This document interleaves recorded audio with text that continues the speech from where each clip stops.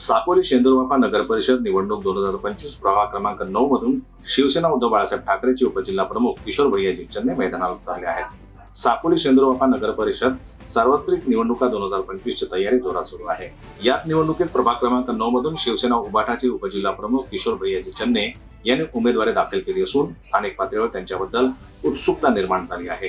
किशोर चन्ने हे प्रभागातील विविध सामाजिक कार्यांमुळे ओळखले जातात।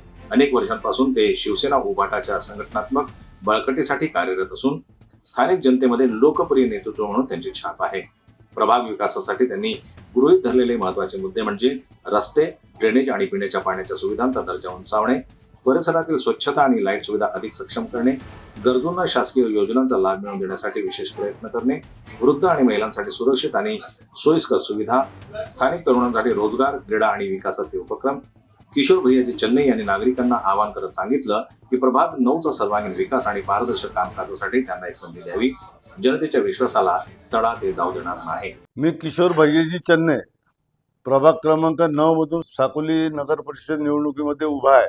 मला या निवडणुकीमध्ये निवडून द्या। मी प्रभाग क्रमांक 9च्या सर्व समस्या सोडवून देईल। जे काही समस्या असतील सगळ्या समस्या सोडवून देईल। मी उद्धव बाळासाहेब ठाकरे गटाचा भंडारा जिल्ह्याचा उपजिल्हा प्रमुख आहे। उपजिल्हा प्रमुख या नात्याने मी अनेक समस्या सोडवून देत असतो आणि कुठल्याही प्रकारच्या कुठल्याही समस्या आल्यात तर त्या जनतेच्या समस्या मी सोडवून देत असतो। आता मी नगर परिषदेमध्ये जाऊन हक्काने 10 कामं जास्त करू शकतो, याकरता मी प्रभाग क्रमांक 9 मध्ये उभा आहे। मला त्या प्रभाग क्रमांक 9 मध्ये आणि माझी जोडीदार बेबीताई बळीरामजी कापगते यांना सुद्धा माझ्यासोबत निवडून द्या। आम्ही नगर परिषदमध्ये जाऊ तुमच्या सगळ्या समस्या सोडवून देण्याची हमी देतो।